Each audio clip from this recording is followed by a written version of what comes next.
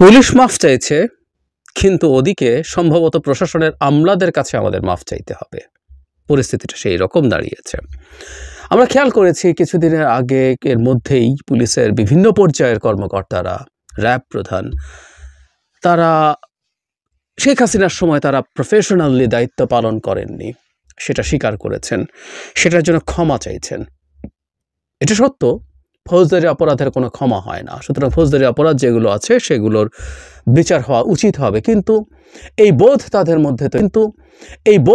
মধ্যে তৈরি হয়েছে যে তারা অন্যায় করেছেন। প্রাতিষ্ঠানিকভাবেই উচ্চপদস্থ পুলিশ অফিসাররা এই ধরনের স্টেটমেন্ট দিচ্ছেন প্রকাশ্যে জনগণের কাছে। আমরা এটাকে প্রশংসা করি, এই অন্তত যে নৈতিকভাবে তারা দায় নিচ্ছেন, স্বীকার করছেন। কারণ একটা কথা মনে রাখতে হবে, কোন একটা ভুল বা অপরাধ শোধরানোর প্রধান স্টেপ হচ্ছে প্রাথমিকভাবে ওইটা ভুল বা অপরাধ হিসেবে স্বীকার করা। মানে আমরা মনে করি জনগণের কাছে প্রশাসনের আমলাদেরও মাফ চাওয়া উচিত ছিল। কারণ শেখ হাসিনাকে ক্ষমতায় রাখার ক্ষেত্রে পুলিশের মতো করেই প্রশাসনের আমলারা দায়িত্ব পালন করেছেন অত্যন্ত চমৎকারভাবে। কিন্তু পরিস্থিতি মনে হচ্ছে তারা মাফ চাইবেন না, আমাদেরকে মাফ চাইতে হবে। কারণ তারা এখন যারা কথা বলছেন টলছেন তাদেরকে হুমকি টুমকি দিচ্ছেন। তার আগে একটা কথা একটু বলে রাখা ভালো, যে আসলে মানে শেখ হাসিনার সময় তারা শেখ হাসিনা সব কথা মেনে চলেছেন। ওনারা চাকরি করেন, প্রজাতন্ত্রের কর্মচারী। সুতরাং ওনারা যদি প্রজাতন্ত্রের কর্মচারী হন, তারা সরকারের বিরুদ্ধে যেতে পারেন না। কথাটা এরকম দাঁড়ায়। গেলে তাদের বিরুদ্ধে ব্যবস্থা হতে পারত, ভয় পেতেন। সেই তারাই এখন চাকরি বিধি সহ সব আইন ভঙ্গ করে যা তা বলছেন, সমাবেশ করছেন, সভা করছেন, পুরনোদেরকে ডেকে এনেছেন, আরো কাউকে ভাড়া করেছেন, কোট অ্যান্ড কোট, তাদের পক্ষে তোপ দাগানোর জন্য। আমি একটা কথা রিপিট করি, আপনারা যারা প্রশাসনের মানুষ আমাকে শুনছেন, আপনারা কি চাইছেন, কি বক্তব্য, সেটা নিয়ে আমার মূল বক্তব্য না। আমি দুটো ভিডিও করছি, দ্য থার্ড ওয়ান। আমি চেয়েছিলাম পরে আবার কথা বলবো, কারণ 4 তারিখ আপনারা মহাসমাবেশ করবেন বলছেন, তখন আবার বলবো। কিন্তু আবার বলতে হয়েছে কারণ আপনাদের একটা স্টেটমেন্ট সামনে আসলো, যেটা দেখে মনে হলো আমাদেরকে মাফ চাওয়াতে চান আপনারা। সে কারণেই কথা বলতে চেয়েছি। আমার মূল জায়গাটা হচ্ছে, আপনি আইন ভাঙছেন, আপনি বিধি ভাঙছেন, ভেঙে আপনি এই কাজগুলো করছেন। এবং যে ভাষায় কথা বলেছেন, সেই ভাষাটা প্রথম সমাবেশটা তো দেখিনি, পরে যে গ্যাদারিং হলো একটা ইনডোর মিলনায়তনে যে সভা হলো, যেখানে অতীত এবং বর্তমানের প্রশাসনে কাজ করা মানুষজন যে ভাষায়, যে বডি ল্যাঙ্গুয়েজে যেসব হুমকি ধামকি করে দিয়েছেন সবাইকে, সেইটার বিরুদ্ধে কথা বলেছি, এখনো বলছি। অথচ পাল্টা হলো, আমি পড়ি, ওনারা আগুন লাগানি একটা স্টেটমেন্ট দিয়েছেন। যারা অ্যাডমিনিস্ট্রেটিভ সার্ভিস অ্যাসোসিয়েশন যেটা আছে, এই অ্যাসোসিয়েশনগুলো থাকা নিয়েও প্রচুর প্রশ্ন আছে, সেটা এখন আপাতত সরিয়ে রাখি আজকে আলোচনার জন্য। তারা আগুন নিয়ে নানান কথাবার্তা বলতে একটা পর্যায়ে এসে বলছেন, আমরা আরও লক্ষ্য করছি যে জনপ্রশাসন সংস্কার কমিশনের সুপারিশের বিষয়ে অপরিণামদর্শী ও অযৌক্তিক লেখালেখির মাধ্যমে সামাজিক যোগাযোগ মাধ্যম সহ নানা ক্ষেত্রে সরকারের ভাবমূর্তি ক্ষুণ্ণ করার জন্য একটি বিরূপ পরিস্থিতি সৃষ্টি করে দেশকে অস্থিতিশীল করার অপপ্রয়াসও চলছে। আমরা এই অপচেষ্টার তীব্র নিন্দা ও প্রতিবাদ জানাই এবং এহেন কাজ থেকে বিরত থাকা সহ জড়িতদের অতি দ্রুত চিহ্নিত করে আইনের আওতায় আনার জোর দাবি জানাই। খেয়াল করি আমি আবার একটু পড়ি। জনপ্রশাসন সংস্কার কমিশনের সুপারিশের বিষয়ে অপরিণামদর্শী ও অযৌক্তিক লেখালেখির মাধ্যমে সামাজিক যোগাযোগ মাধ্যম সহ নানা ক্ষেত্রে সরকারের ভাবমূর্তি ক্ষুণ্ণ করার জন্য একটি বিরূপ পরিস্থিতি সৃষ্টি করে দেশকে অস্থিতিশীল করার অপপ্রয়াস চলছে। মানে অযৌক্তিক লেখালেখি করা যাবে না? যাবে তো, আমি মনে করি যাবে। একটা আদর্শ গণতান্ত্রিক সমাজে, ওই যে বললাম, ওনারা আসলে ভুলে গেছেন শেখ হাসিনা ক্ষমতায় নেই। দে আর প্রোগ্রামড, গত 15 বছর এভাবেই প্রোগ্রামড। একটা সমাজে অযৌক্তিক কথা বলারও স্কোপ থাকবে। এটা সরিয়ে রাখি কেউ যৌক্তিক বা অযৌক্তিক বলছে কিনা। অযৌক্তিক কথারও জায়গা থাকবে, কেউ অযৌক্তিক কথা বলছেন, আপনারা যুক্তি দেবেন। এটাই হচ্ছে একটা গণতান্ত্রিক সমাজের বৈশিষ্ট্য।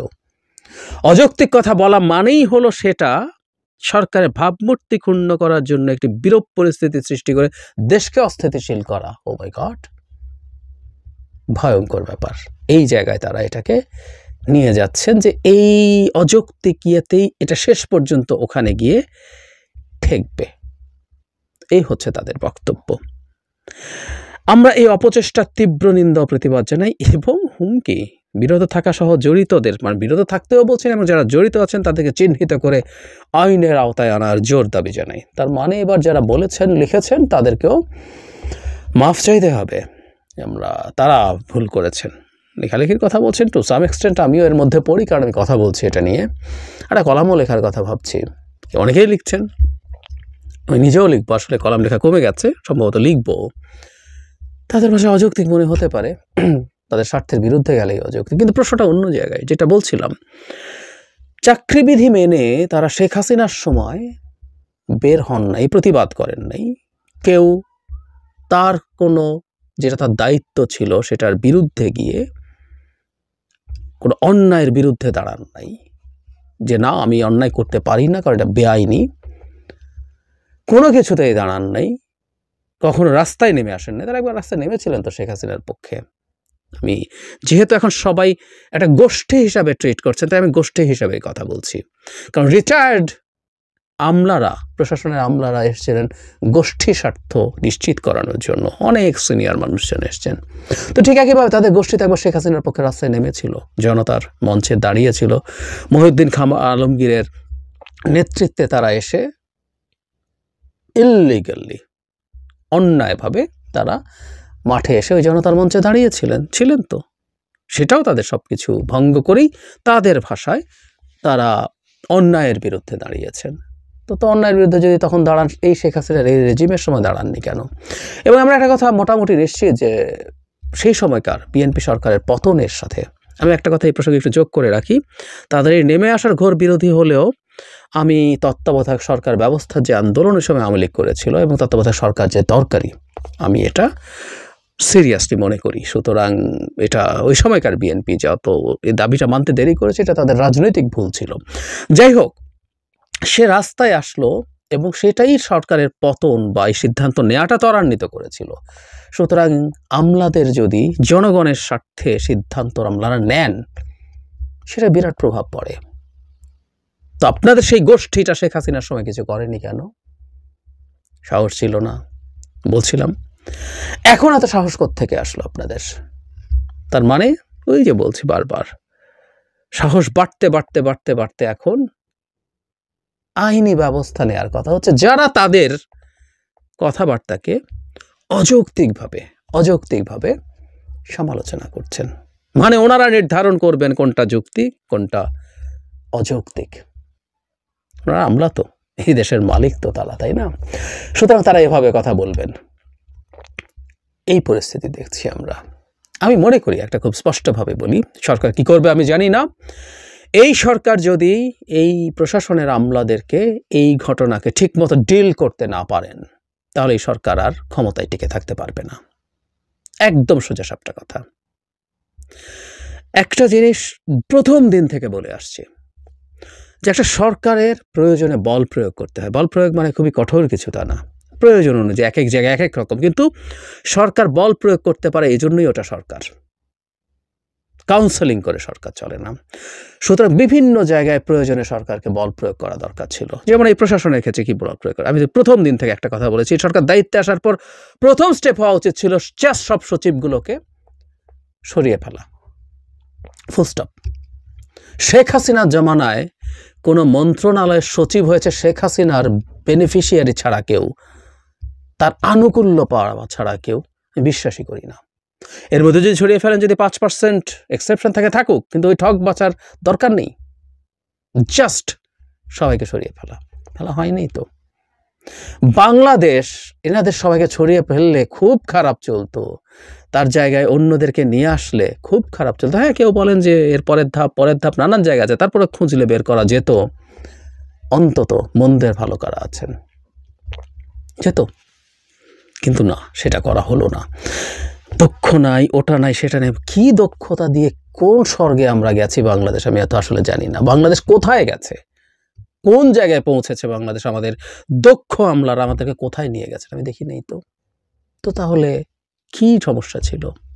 কিন্তু এটাও বল প্রয়োগের একটা নজির হতো, সেই বল প্রয়োগ করতে পারে নাই। এবং এখন যে এক রীতিমতো বিদ্রোহ করছেন, তারা সমাবেশ করছেন অকথ্য ভাষায়, আমি অকথ্য ভাষায় বলছি, বক্তব্য দিচ্ছেন, জনপ্রশাসন সংস্কার কমিশনের চেয়ারম্যানের পদত্যাগ চাওয়া সহ কমিশন ভেঙে দেওয়ার দাবি করছেন এবং সব কিছু প্রটেস্ট করবেন, কেমনে সেটা করাতে হয় সেটা চাইবেন। এই সব কিছু এই কারণে ঘটেছে।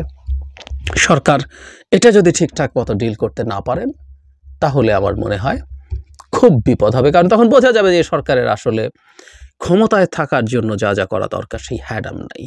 বহুজন আবার বহু কিছু দিয়ে নামবে, অযৌক্তিকভাবে নামবে, সরকারের কে পেয়ে বসবে। ঠিক যেমন রাস্তা দখল করা নিয়ে সরকার যখন বল প্রয়োগ করতে ব্যর্থ হয়েছে, রাস্তার বল প্রয়োগ বলতে শেখ হাসিনার মতো গুলি করতে বলছি না, ওখানে আইনশৃঙ্খলা রক্ষাকারী বাহিনী যাবেন, বোঝাবেন। ব্রিটেনে বা বিভিন্ন জায়গায় আমরা দেখেছি ধাক্কা দিচ্ছেন, তাদের সামনে যে শিল্ড আছে সেটা দিয়ে তারা প্রটেক্ট করে সরিয়ে দিতে চাইছেন। এগুলোও বল প্রয়োগ। অল্প মানুষ হলে এই বল প্রয়োগেও রাস্তা ক্লিয়ার করা যেত, কিন্তু যখন হয় নাই, যে কেউ রাস্তায় নেমে যাচ্ছেন এবং রাস্তা ব্লক করছেন। একই ঘটনা এই ক্ষেত্রেও ঘটবে, এই ক্ষেত্রেও ঘটবে। আরও অনেকেই এই আইন ভাঙতে শুরু করবেন এবং সরকার শেষ পর্যন্ত ফাংশনিং থাকবে না। আগে যে ভুলটা করেছে সেই ভুলটার প্রায়শ্চিত্ত করার সুযোগ এখন সরকারের আছে।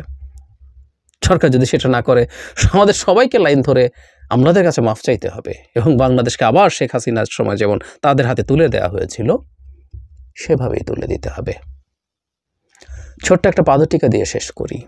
মানে মাঝে মাঝে কেউ কেউ আমার ভিডিওতে মন্তব্য করেন, ধারণা করি কারা, যারা প্রশাসনের আমলা হয়েছেন, যে আমি মনে হয় ওটা হতে পারিনি বলে খুব ক্ষোভ আছে।